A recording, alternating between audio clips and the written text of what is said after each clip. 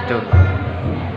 Innal hamdalillah nahmaduhu wa nasta'inuhu wa nastaghfiruhu wa na'udzu billahi min syururi anfusina wa min sayyiati a'malina. May yahdihillah fala mudhillalah wa may yudlilhu fala hadiyalah. Asyhadu an la ilaha illallah wahdahu la syarikalah wa asyhadu anna Muhammadar abduhu wa rasuluh la nabiyya ba'da amma ba'du. Pertama dan terutama sekali, marilah kita ucapkan puji beserta syukur atas kehadiran Allah Subhanahu wa taala. Karena berkat limpahan rahmat-Nya lah kita bisa berkumpul di masjid yang kita cintai ini dalam menunaikan sholat tarawih berjamaah. Alhamdulillahirabbil alamin. Dan salawat beriringan salam tidak lupa-lupanya kita hadiahkan kepada payung panji di kota Mekah, intan berlian di alam surga, buah hatinya Aminah, cinta dan kasih sayangnya Abdullah, yakninya baginda Nabi besar kita, Nabi Muhammad sallallahu alaihi wasallam.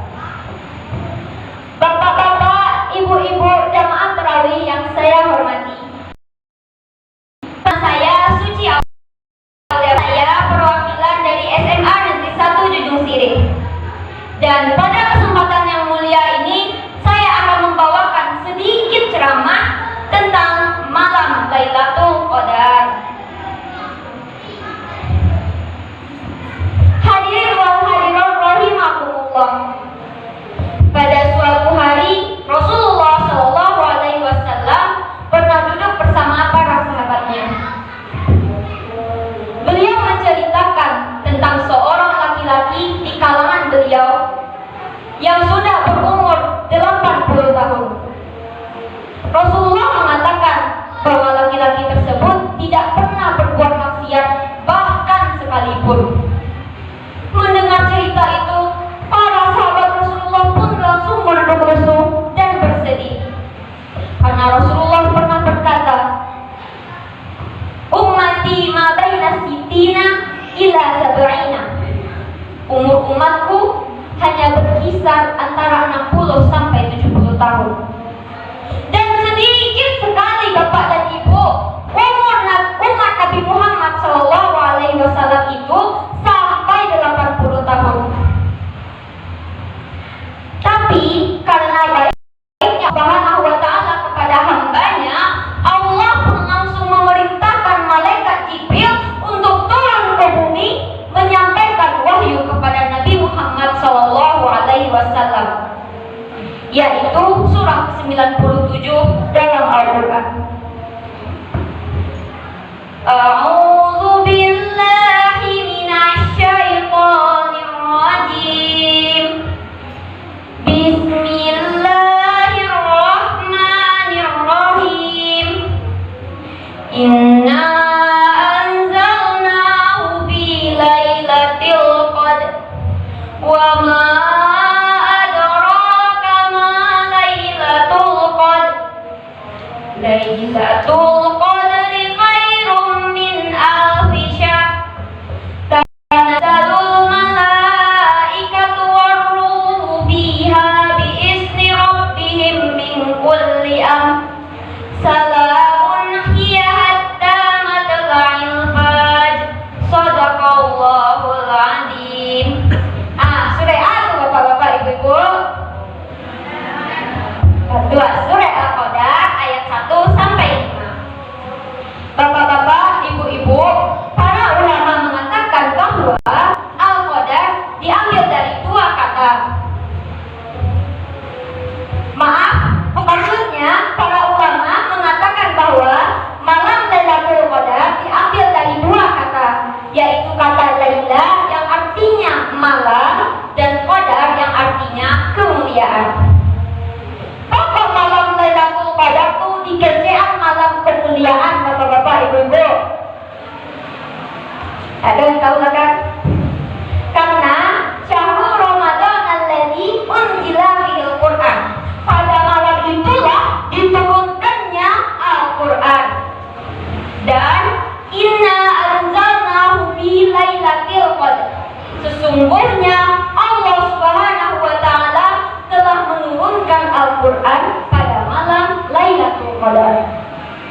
Wa ma adraka ma Lailatul Qadar. Dan tahukah kamu apakah malam Lailatul Qadar atau malam kemuliaan itu? Lailatul Qadri khairum min alfi syahr. Malam kemuliaan itu lebih baik dari 1000 bulan. Bapak-bapak, ibu-ibu, 1000 bulan tuh kalau ditahunkan berapa jadi bapak-bapak, ibu-ibu? Baiklah, saya akan menjawab lagi.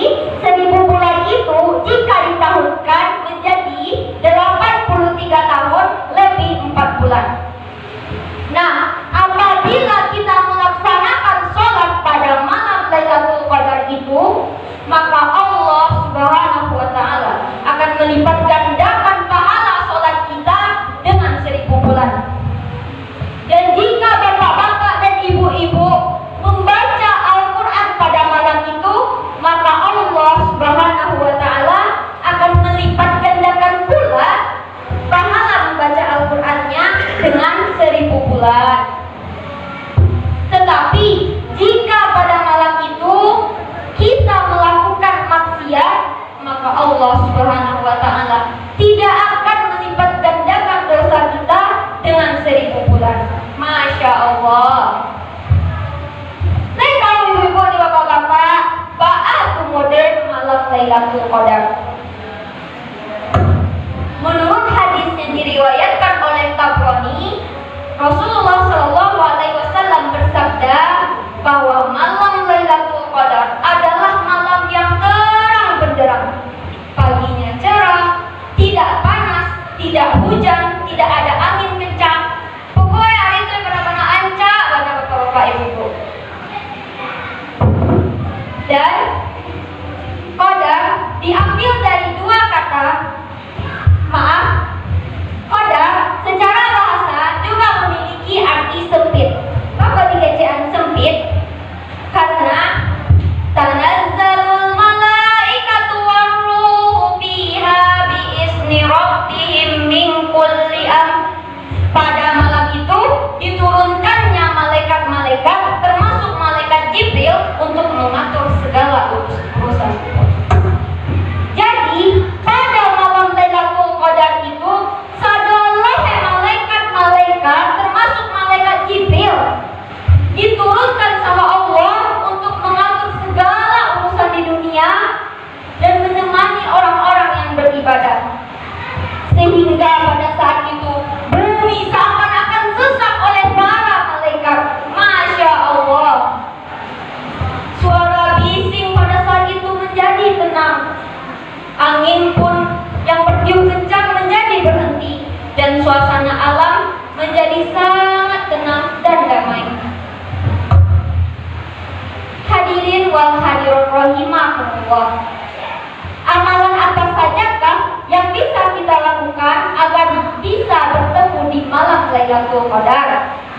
Ada kalau ibu-ibu supaya waktu bisa pokok di malam Lailatul Qadar. Ya, itu juga benar. Tapi Rasulullah Shallallahu Alaihi Wasallam pernah mengatakan bahwa jika kita ingin bertemu di malam Lailatul Qadar, maka perbanyaklah membaca Al-Quran pada malam Lailatul Qadar. Ya, malam Lailatul Qadar dikatakan malam kemuliaan. Kenapa dia dikatakan malam kemuliaan? Karena pada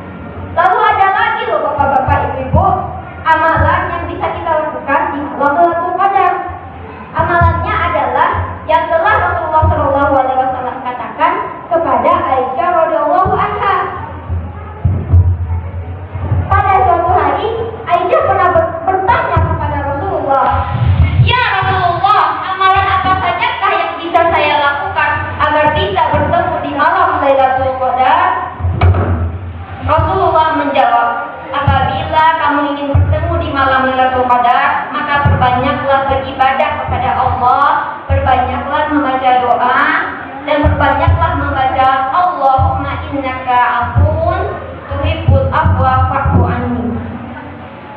Ya Allah, ampunilah hamba, ya Allah. Ampunilah dosa-dosa hamba. Hamba tahu Engkau Maha Pengampun, ya Allah. Jadi kayak tua minta Bapak Ibu. Jadi mulai ini rajin-rajin beribadah, rajin-rajin sholat malam agar kita bisa berjumpa dengan malam Lailatul Qadar. Enak usah Bapak-bapak Ibu nih. Maaf ya kalau nggak lama, tapi kok anak sudah. Baiklah Bapak-bapak Ibu-ibu, marilah kita sambut malam Lailatul Qadar nanti. Marilah kita pergunakan dengan sebaik-baiknya. Karena kita tidak tahu apakah kita akan merasakan malam Lailatul Qadar di tahun depan nanti.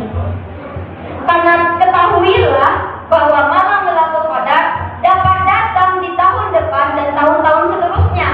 Tapi tidak ada yang tahu dengan kita apakah kita bisa merasakannya atau tidak. Jadi marilah kita pergunakan waktu kita dengan sebaik-baiknya. Baiklah, sekian yang dapat Suci sampaikan. Kurang lebihnya saya mohon maaf. Jalan-jalan ke kota Mekah ingin bersembahyang berlama-lama. Semoga pidato saya ini berkah, menjadi berkah bagi kita semua.